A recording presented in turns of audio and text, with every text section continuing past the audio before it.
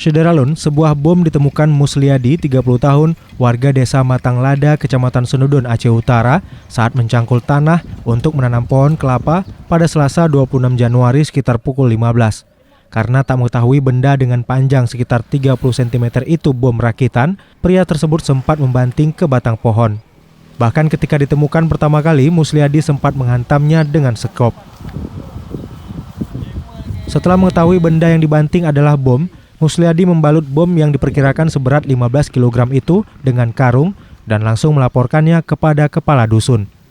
Lantas kepala dusun Miftahuddin mengamankan bom rakitan yang diduga peninggalan masa konflik.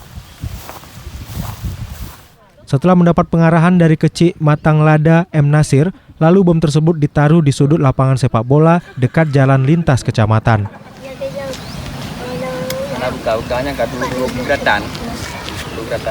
Pertama, ada warga yang melaporkan kepada saya bahwa ada benda atau benda yang aneh. Nah, mereka juga nggak tahu. Pas mereka temukan di saat mereka menggali tanah untuk mereka tanam pokok kelapa. Lalu mereka temukan barang aneh tersebut. Lalu mereka bawalah ke pinggir jalan. Mereka tidak tahu itu barang apa.